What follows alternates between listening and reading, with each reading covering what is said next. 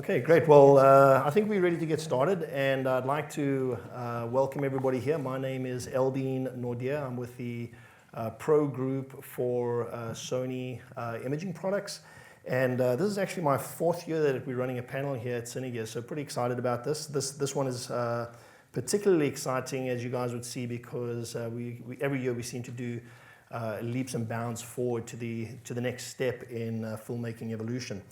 So this is a presentation. If you're here, you probably know that we're going to be talking about establishing a look on cinema using large format cameras, and specifically about the Sony full frame A7 series of cameras, and in this case an A7S Mark II. So this is just the overview that you may have read in order to get you to actually come and participate. So thank you very much, everybody. We really appreciate it, and we appreciate you being here for the time that we have. So jumping in, I'd like to introduce from your left-hand side, stage right, Glenn Gainor. Glenn Gainor is the executive producer on a film that we're going to be talking about called Cadaver. Glenn is also the head of production for Screen Gems, which is a Sony Pictures production. To his left, we have Diedrik Van Rooiijen, who was the director on Cadaver. And then a guest from overseas, which is great, is Wolfgang Baumler. And also, whoops, I jumped ahead.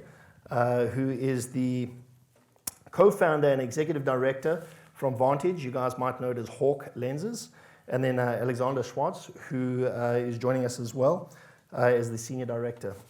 So without any further ado, what I'd like to do is have each member of the panel just give a brief background about themselves, and then we'll kick it off with the discussion. So starting with you, Glenn. All right, thank you very much.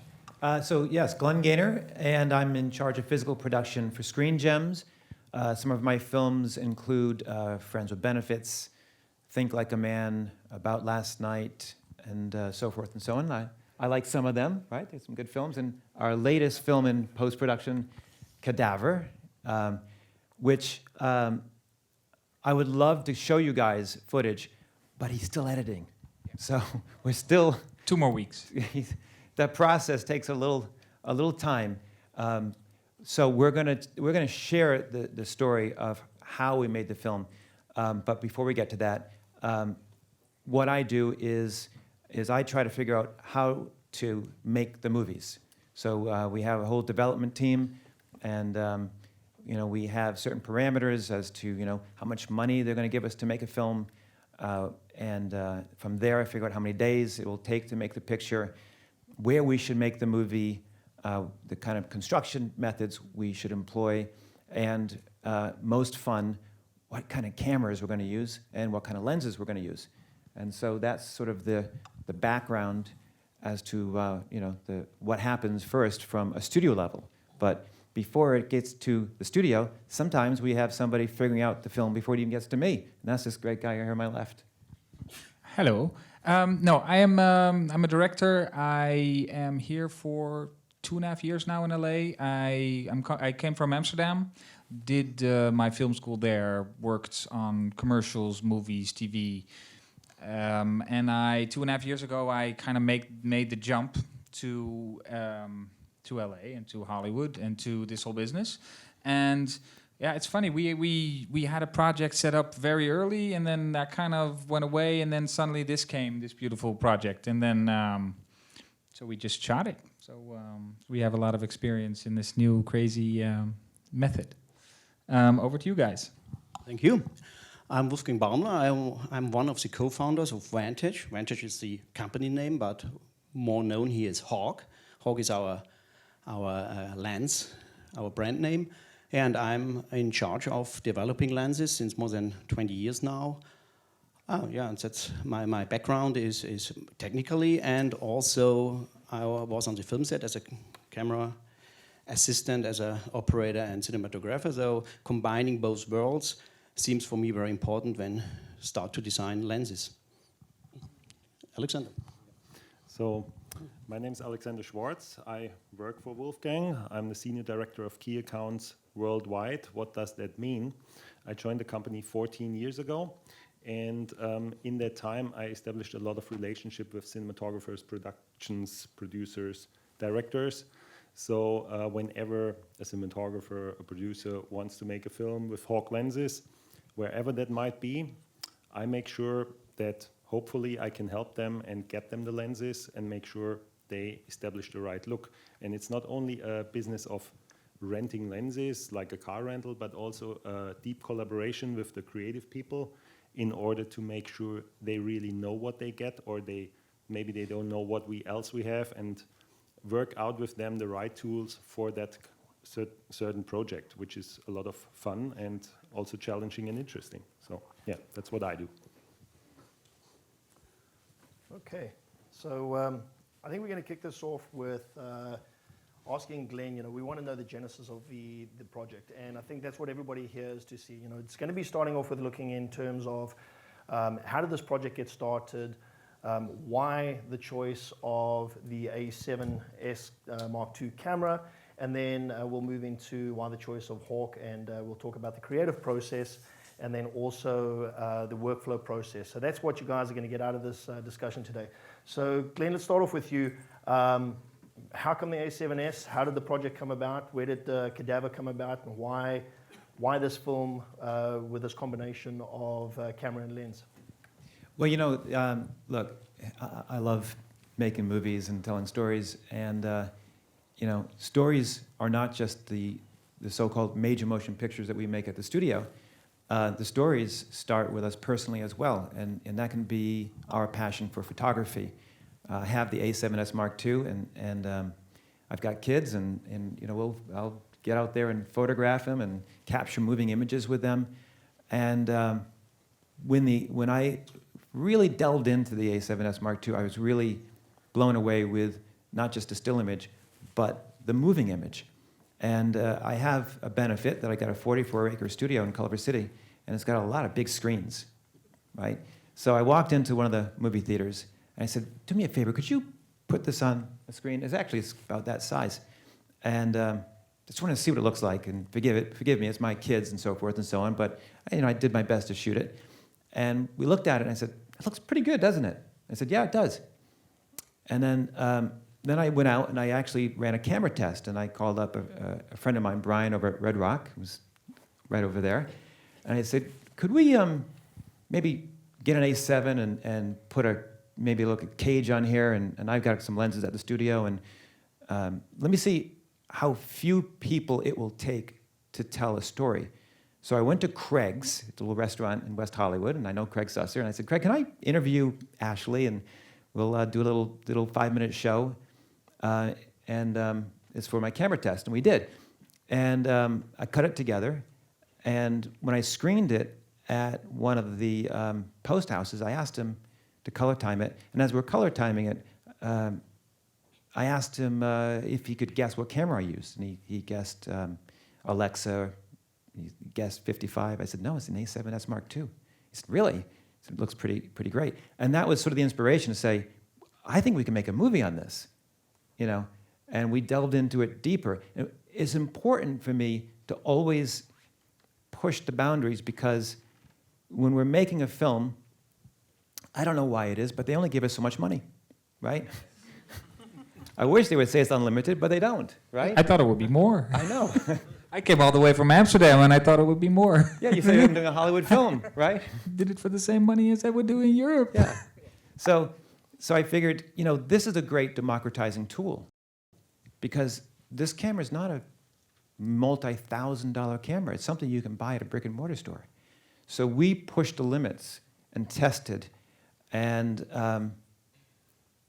Diedrik, you were the first guy I called that said, I got this idea. Yeah, which was kind of crazy, because I thought, okay, I went through all the process of talking about the vision of the movie and everything, and then I came into Glenn's office, and then he opened the case, and he said, this is where I wanted to shoot it on. Yes, here's your camera. And yeah. And that was also, for me, it was like, what do you mean? And then it was kind of, I'm a very open person, and I want to try everything. I'm not very locked into any perception or idea, or I want to keep an open mind on anything, which I think is a good quality if you want to make movies. So I was, instead of going what a lot. I think a lot of people do is like, whoa, is this what? This is my craft. I was like, okay, let's see how far we can take this. And we started. I started thinking about how can we use this to our advantage, how can we make the movie better by using this? So we started testing it. We started thinking about what if we have these cameras, so we can have more of these cameras instead of having, we can have every lens can have its own camera. Yes. That's kind of our crazy. That was our crazy idea. Yeah, and he's alluding to something that is revolutionary. Imagine this. What we're trying to accomplish is this concept that you don't have to be a Hollywood filmmaker, so-called studio filmmaker, to tell a great story. There are many tremendous stories that should be told. And one of the things that inspired me, I was once making a film called Deliver Us from Evil, and we were in Abu Dhabi, and we had some interns on set, and some journalists were asking some local kids if they could tell a story, what story would they tell? And it was a 16-year-old girl who said, I wish I could direct a movie about what it's like to be a girl from the Emirates, because everybody knows what it's like to be a girl from America, but very few people know what it's like to be me. And if she knows she can grab a camera that is affordable, that changes the game worldwide. And we needed, we felt that, let's prove this out and make something that is cinematically perfect. But to do that as well, you need some good lenses. So Eldine, I'll throw it to you. Great. So basically we're coming out with, the next question I want to pose to the panel and specifically to Diedrik is, why the choice for an anamorphic lens, and then what led you to approaching Hawk or Vantage for Hawk lenses, and how did that come about? And I believe there's a little story behind that, but as a director or producer, your creative vision behind that, what made you want to pair those two up? Well, the two things. I'm in love with anamorphic framing. I mean, that's the biggest. No, but that's the biggest. That's every other movie I did is anamorphic. So, so it's something I didn't want to let go. And then, it's the framing. It's the flares. It's the mistakes. It's the weird. It's the cropping. It's the focus. Everything about it, which makes it, just reminds me of the time I went to the movie theater and I saw all these beautiful movies. So I have this history with anamorphic, which was kind of, in the beginning, kind of a weird thing, because Glenn was like, I want to try it on these things. And I'm like, hey, I'm open to anything. And I also wanted to build a big set. And that wouldn't have been possible if we would use regular cameras. We wouldn't have enough money left to build what I wanted. So I was like, because I wanted to make a big story. It's a movie about a girl trapped in a morgue.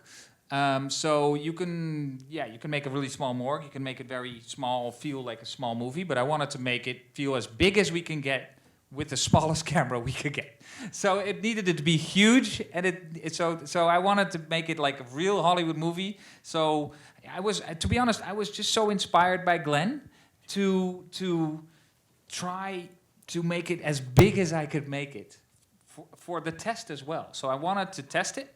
I wanted to try this idea of having every camera have its own lens, so we wouldn't have to take it apart anymore. So you wouldn't have lens changes. You wouldn't have stuff which happens with lens changes, dirt, and all the technical stuff that can go on if you touch the camera too much. So we wanted to create constructions for fast and for speed. But then I was also looking like, okay, this camera has a huge frame. It's huge. So let's get a lens. I want to shoot anamorphic. I want that framing. I don't want to crop. I want this to be the best test ever. I want to use the full capacity of the chip and of the sensor. So I thought, I still wanted anamorphic, and I didn't want to do cropping. I didn't want to do zoom in. So me and my cinematographer, who's also up for an experiment, It's like, what, and then we were just searching and searching, and how can we get the lens for this chip? And we couldn't find it at first, and we were just looking. And then in Europe, we do use Hawk a lot because it's common. And then we found this lens, and we was like, oh, Hawk65, kind of weird using it with this camera. But we started researching it, and then we started. Yeah, I said, Glenn, I think this is the lens, which finally will cover the full frame and be right for the test. And I knew Alexander. We had done a film with the lenses called The Perfect Guy, and so I called Alexander and I said, "Here's my idea for another film. An A7S Mark II, which is essentially a camera people can purchase, on their own, with what I think are some of the finest lenses in the world, right?" And I remember you say something like, well, "Hold on a second, tell me that again," right? Yeah. And you were, and there was that typical pregnant pause, and because how do you get these big lenses on such a small camera body, and you've got to create a mount and everything else. And I said, well, we can build that, right? Because you guys are, you're invited in Germany, and you're building lenses from scratch. And they said, yeah, we can definitely do that. But it was interesting because Alexander, I remember you say something like, it's a fresh approach because you're so used to these lenses being on major films, Star Wars and other mega hits, mega blockbusters. And it changes the landscape. I'll let you say it better, but that was the initial conversation. Yeah. You're absolutely right, Glenn. I mean, you called me. I was already at home because of the time difference, and you pitched me this idea, and I was kind of, okay, so what's Glenn talking about? Okay, A7S, isn't that small consumer camera? Yeah, and our lens is there. And I knew Wolfgang can say something more about this. We have done this on this camera already with the mount for a test we did before. And so I said, well, yeah, very spontaneously, I said, yeah, let's do it, right? Because I like that. I mean, it's not always the big blockbusters. It's about changing something. It's about trying something different, going for it, and not only that has never been done before. Others should figure it out. No, let's just go for it, and we will make it work. And if we all collaborate together, and then we maybe go one step further and show, okay, it can be done to shoot a major motion picture, studio produced, with the A7S and our Hawk65 lenses for large format. So yeah. And I think you flew down to LA to Sony Studios, and you built the mount. We had some lenses. Red Rock came in and created the cages. The A7 is an internal 420 4K. We pushed it out to 422 4K with an external monitor. And what were the lens sets that we had on this? Was a very, very small lens set. It was a 40 millimeter, a 60 millimeter, and 95 millimeter Hawk65. And then we added a zoom out of the 35 millimeter range, which was a 80 to 180, which is a very long lens. And that was basically it. So we had 4 lenses there, and every camera got its own lens. So there were no lens changes because, I mean, you can afford 4 cameras on the set, no problem. Mm-hmm. So every lens got its camera. And we built 4 of these mounts, and yeah, did some tests, and everything worked out great. Great. So I want to move on from there. We established now the Hawk's going to be used, and I was having a chat to Wolfgang yesterday about the test that they were running, which I wasn't quite aware of until he mentioned it. And you mentioned something really interesting, but maybe you can tell that story briefly about using the A7 series during testing, but then also give us a little bit in terms of what makes a anamorphic lens and the uniqueness that you actually build into these lenses for the type of look that creatives are looking for when they're seeking out lenses. So give us a little bit of insight into how you've been testing these lenses, but then also the build behind it. And I know that you have a very unique mount that you actually developed. And then give us a little bit behind the construction of the lens so that we understand how the anamorphic actually works. So yeah, first of all, when we're starting to do lenses, It's like looking into a crystal ball, because we have to develop lenses even before the camera is there. We have to see what comes, or guess what comes. And we thought years ago, well, large format sensors, maybe they will show up. The Alexa 65 wasn't there. No other camera was there. The Red said maybe coming something. So, but we had to start to be right in time with our lenses. So we did the first lenses, a kind of prototype, you know, and I can judge the lenses when they are ready after the calculation, after the polishing, graining, and everything. And I can judge the lenses on the projector or on the collimator. But that's not all. I want to see the lens on a sensor, on a camera, you know. And normally I take a camera, Sony, Alexa, Red, whatever, and can take a look. Not in this case. So what to do? And I remembered that we have Sony A7S cameras, used very often as a third camera on a set, you know. And these cameras paired very well with our Hawk Anamorphic standard series, the 35mm series, and I loved the look. Our anamorphics with this sensor, especially. And so I was thinking about, well, this Sony A7S has a big sensor. I do a mount, and I can test my lenses. And this was wonderful, because months later, even years later, the cameraman of this project called me, Leonard, and he said, hey, come on, we are thinking about using the Sony A7S with your Hawk65 lenses. What can you do? And I was just smiling, opened the drawer and showed him the camera with the mount. And he was just shocked, you know, he couldn't say anything, because it was ready, everything. We just had to make more mounts to cover the needs. And yeah, it was a funny situation while Back to the Future, you know? Back to the Future kind of moment. Yeah, right.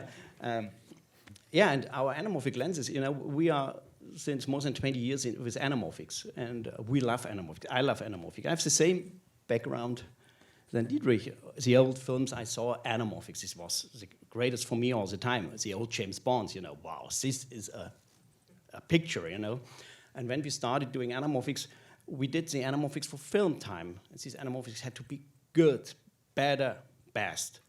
And after stepping to the digital world, in capturing, we discovered that the best is not the best for this digital camera. Sometimes we need character, because the sensor is very good, too good sometimes, and we discovered to change lenses a little bit, doing other coatings, doing other stuff. And this we also put into this Hawk65 series, to take a little bit away from the harshness of the sensor, bringing down the contrast a little bit, but staying with the resolution, giving sharpness, but differently a little bit. And this is background of the lens, of the anamorphic lens, and Which I really liked, because I was, I was going to do this movie on a small camera with digital, and then I had a Shay Mitchell, a star which is mainly known from TV. So I wanted also kind of taking her, she was going to do her first big movie. So I wanted to take that digital and that chip feel also a little bit away from her face. It's weird to say, but I wanted to keep making more of a softer look for her, more like a movie. So that's exactly why I used the lens. Right. And when talking about anamorphic, of course, everybody thinks about a 2-time squeeze, which was the traditional lens squeeze of these anamorphics. But here in this Hawk65, we established a 1.3 squeeze. There are 2 reasons. The 1.3 squeeze is not as a strong squeeze, which gives you more artifacts which are good for 35mm sensors, but maybe too much for a 65mm sensor, for a large sensor, you know. And the 1.3 squeeze also fits perfectly to a 36-24mm sensor size, because it's around 178, let's say, and with 1.3 it gives you exactly 240 widescreen, and you do not crop, you use the complete sensor. And this is, I think, a big deal for that. Not losing anything, giving you all the pixels these guys built into this camera. And yeah, and for me, it's a wonderful combination. the camera looks like a rear cap with our huge lenses, yes, but it works, especially with the cage of Brian, which makes it a unique setup for me. Yeah, the cage, I don't know, Brian, could you pick that up and show? We just put that together for the show. But what's nice about it is that, and Diedrik mentioned this, it moves like a cinema camera now. You know, a smaller camera is going to tilt differently, which is going to give you a different language. But when you have it caged, and Brian, by the way, you're a great model for doing this. But you know, it allows that cinematic move, and that was very important for you, Diedrik. You had mentioned that. Yeah, and the balance. I mean, we have the battery, and I mean we have to balance it out that it's a good handheld camera as well. So, and otherwise, in every other appliance, like on tracks or dollies or Steadicams, you need to have it balanced as a film camera, so you can. It's easy on and off click. Otherwise, you're constantly busy with balancing, and the whole idea was to be fast. to make it quick. So this cage was our solution, and it also what really helped, and that's maybe a concern for people, because of course the output is all pretty sensitive still for the wiring and everything. So if we wanted a viewfinder on it and we wanted to go to the Shogun, but we needed the cage as well to kind of hide the sensitive wiring which comes out. So you could just grab it and you're not worried about touching the plugs and stuff like that. So that really worked. We didn't have any issues with that at all. So I want to move on to the actual shooting of the film Cadaver. And a couple of things. The first thing I want to say is being able to shoot with 5 different cameras on set, and each one is paired up to a lens. Glenn, you had run some tests, and the only way that this is possible is because of consistency, correct? Yeah, you know what's interesting is that the sensor on the A7s was more consistent than other more costly cameras. And my ACs were, you know, kind of surprised at first, but it makes sense because the sensors are mass-produced in such a way where consistency really matters.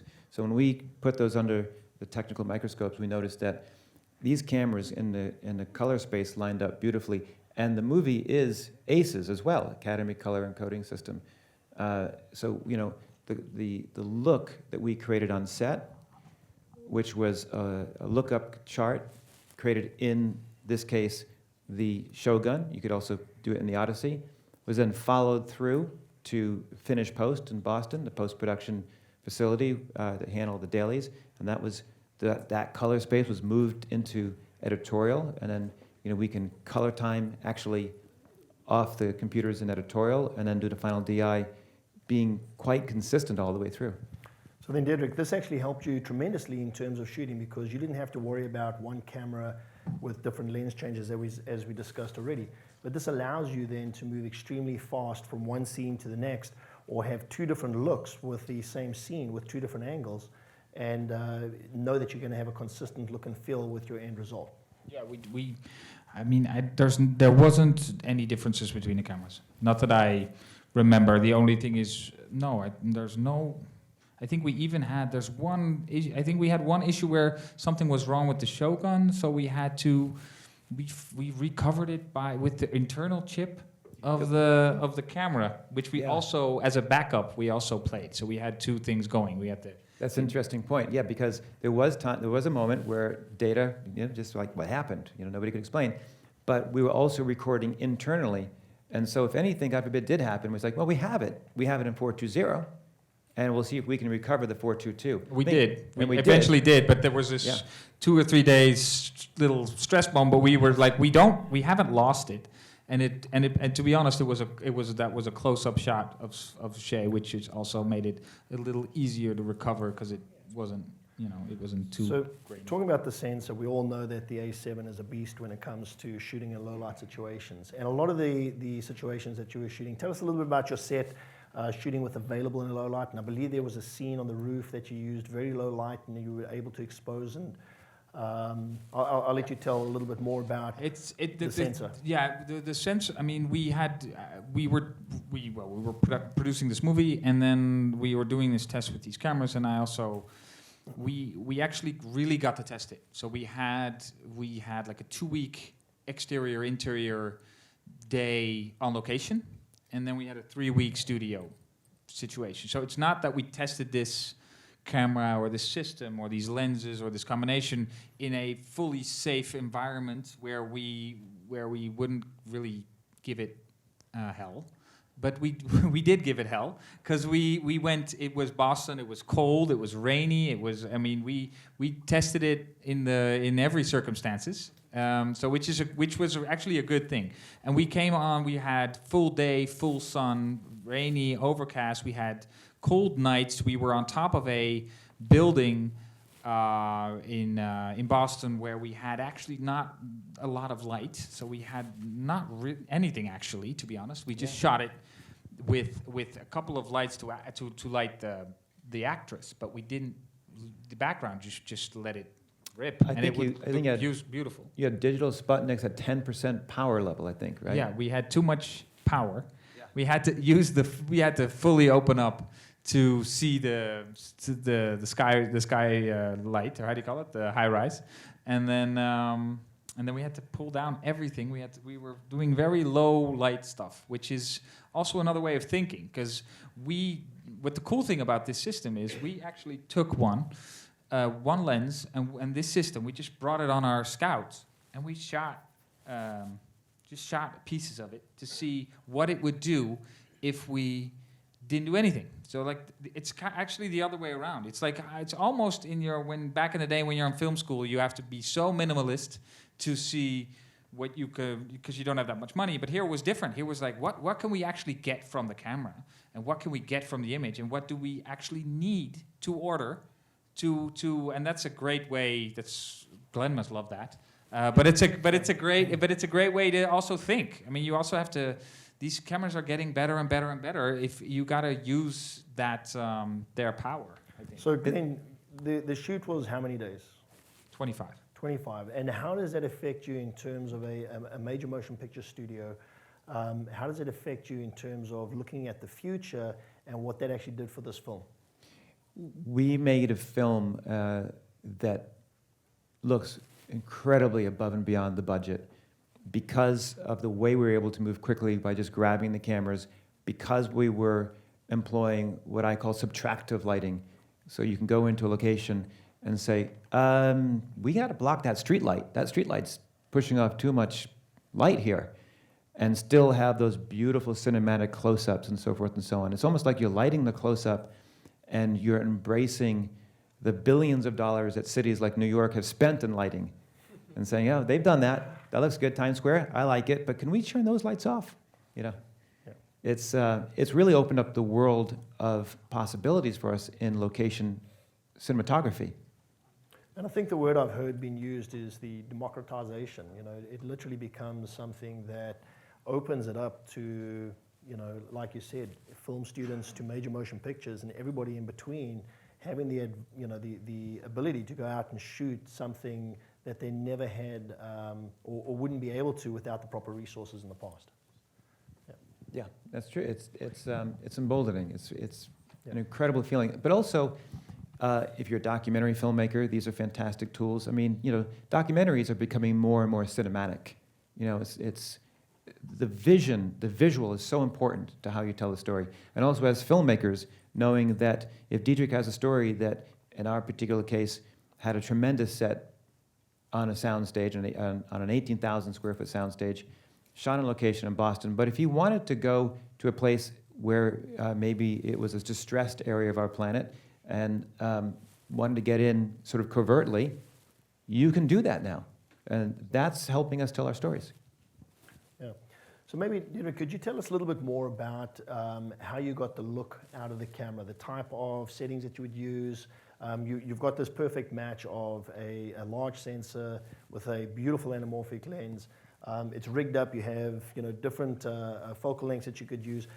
What did you do to the camera? I'm assuming you shot in S-Log, or I don't know. You want to tell us a little bit more about your setup and how you approached it to get the look that you were going for? digging back in the past a little. S-Log2 or S-Log2. S-Log2, Yeah, yeah. S-Log2. We tested S-Log2 and S-Log3, and it ended up being, even if though S-Log3 is, I don't know how you would exactly say it, but technically, and if you look at it, it's a better, it has better schematics. But we tested it, and it just, the S-Log2 worked better with moving image. Moving, it just was just better for us. Yeah, I remember in prep, this guy's tough. I mean, he would whip the camera, he'd put a fan with a blade rotating, he'd smash light on one side and nothing on the other side, and no, I mean, you know, this really this kicked this, it hard. This has a rolling shutter, Right. and that's something a lot of people are allergic for. But it's kind of weird. I actually we were testing it, but testing it in a test environment is still not the same as actually testing it while you're shooting. So in the tests, it was kind of, we were like, oh, doesn't feel that bad. But then when we were shooting, it was also different because you're on actual locations, and of course I built my sets with a lot of lines. So if the camera got its fair share, but it's actually the other way. Like, it's also how I'm built. It's actually, I thought, you know what, I'm going to use it. I'm going to turn it around.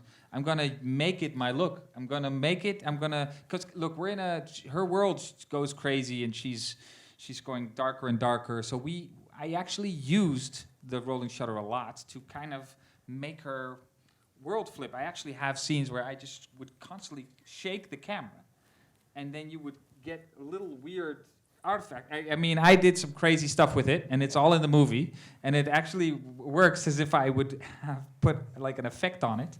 So I mean, you have to use it. There's this way. I mean, if you have a gradual pan, there's nothing going on. If you go like hardcore handheld, there's stuff happening. But it actually, we liked it, so we actually used it in scenes where the camera was kind of static, and we started to kind of use it to, it gets intense. It gets intense. We kind of, so, and I've showed it to people, and there's not a single one who has, I've felt something weird. I mean, it's a feeling. I studied 4 years cinematography in my country, so I thought I would be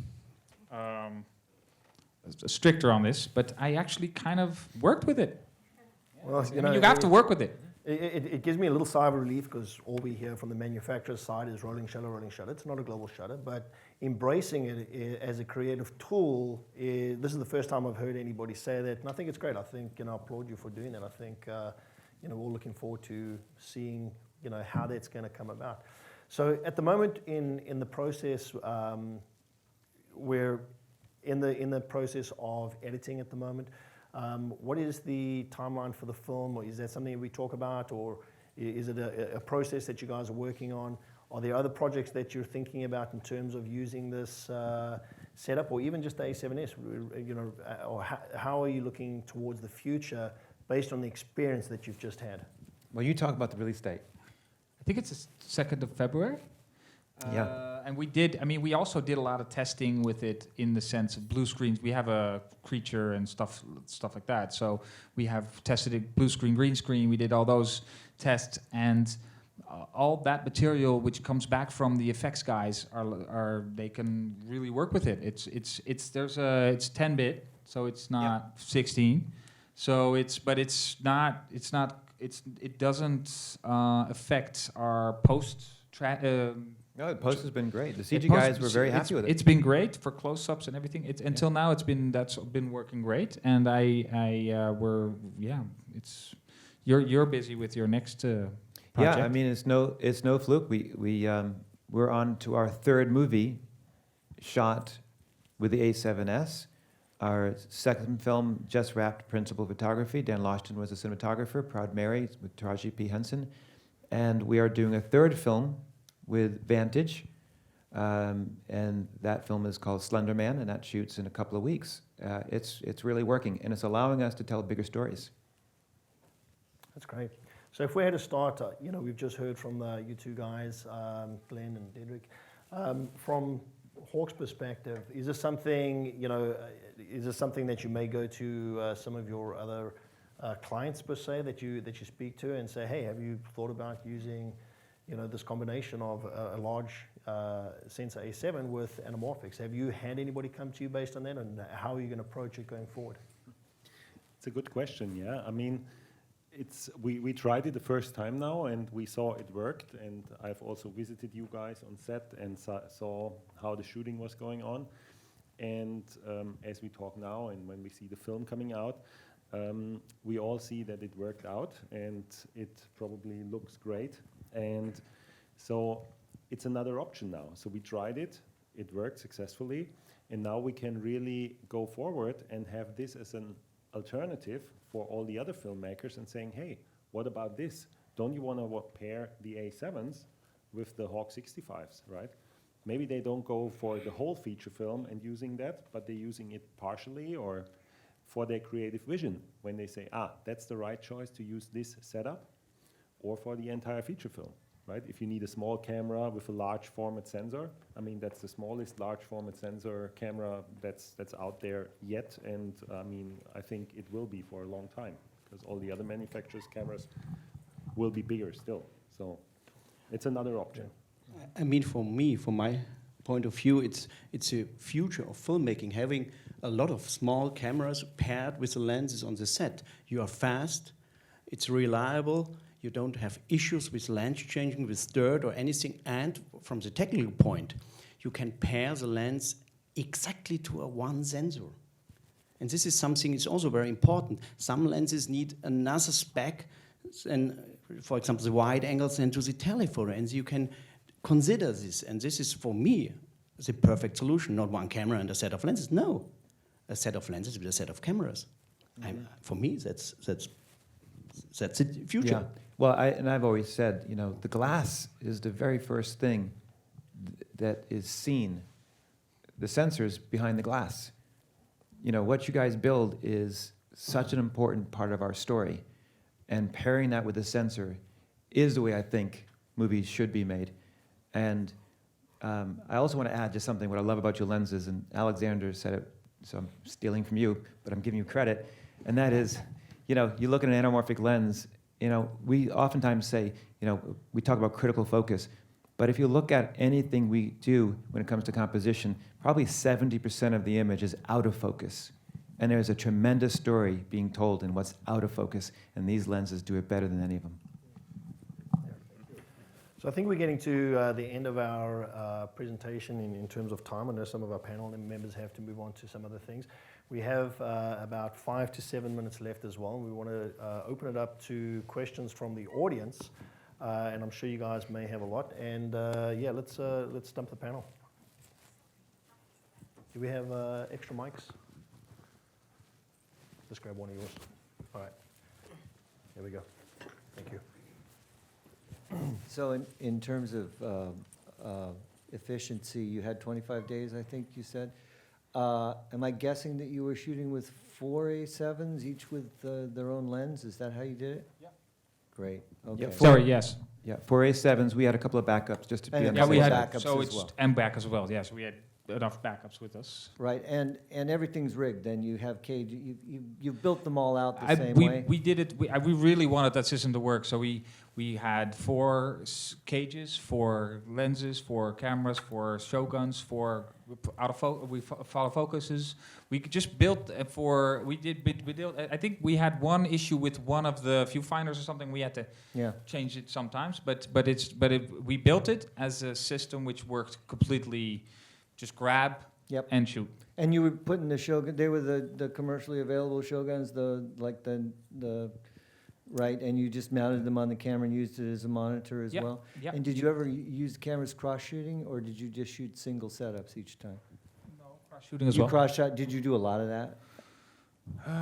Well, I think I did. Yeah, I Yeah, think I did. sure. To be, yeah. Yeah, Yeah, move that's fast. for long dialogue stuff. Yeah, I did that. Great. Thank you so much. Yeah.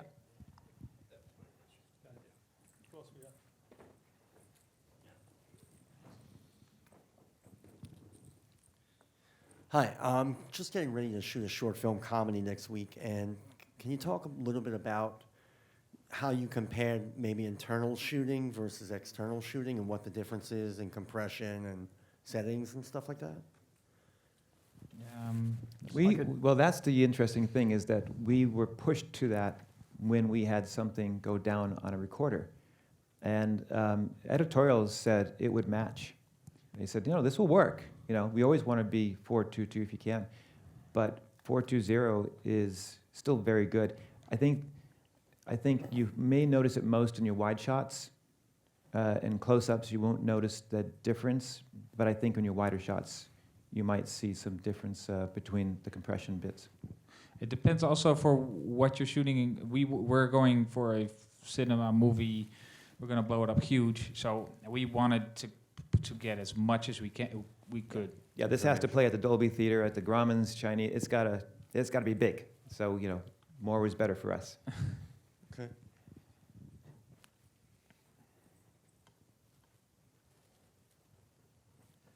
Well, thank you for sharing. Of course, the beauty of the small camera and the beauty of a big lens are sometimes contradictory. For someone like me, I do stereoscopic, and people are doing VR. The smaller camera is attractive because you want to get the eyes closer together.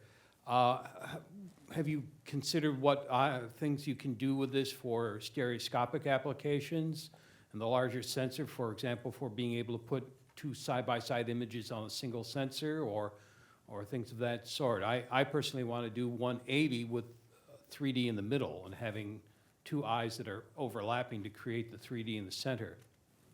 Our VR department has done that, and they've done it successfully. I think it's because the consistency of the sensors has been a great attribute for that. So yeah, absolutely. And I think for the VR experience, you're probably trying to get sort of as clean a glass as you can, and probably you want, you don't want the shallow depth of field. So absolutely, you can E-mount that or PL mount it if you're going for different kind of lenses, but you can get very close to that sensor, and I've seen great success with that.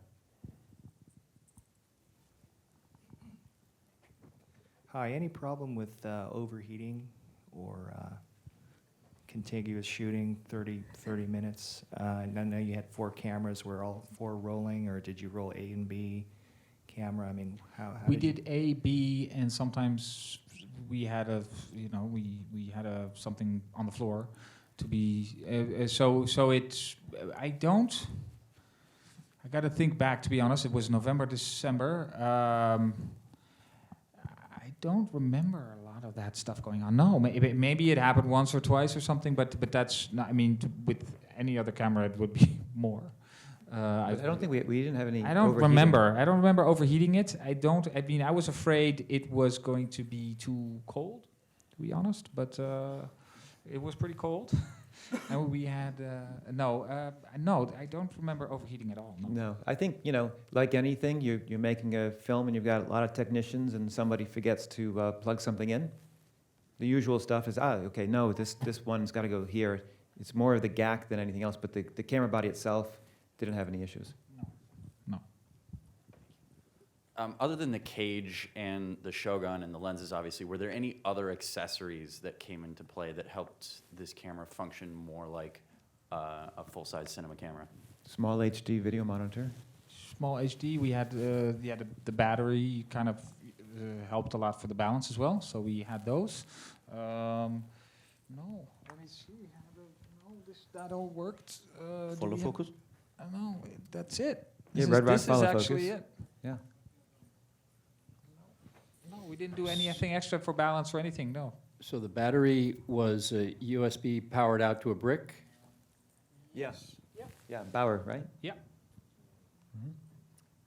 Yeah, so, an Odyssey or Shogun on top, follow focus system that's appropriate, a cage for, your own preference, depending on the kind of filmmaking that you're trying to achieve. And then you can continue to accessorize it. The sound guy wants to plug in, everybody wants to plug into the cameras. So we we movie guys, can really plug a lot of stuff into that. Yeah, but even we though- also want to keep it kind of simple. I know. So I it's know. kind of also what can you strip usually. Yeah. But But it's a funny thing. You get these movie cameras, and somebody says, "And the iPhone goes here," right? it has to keep. You have to keep it practical. So. All right. I think maybe one more question if we can, and then if anybody wants. Are we good? I don't see any hands.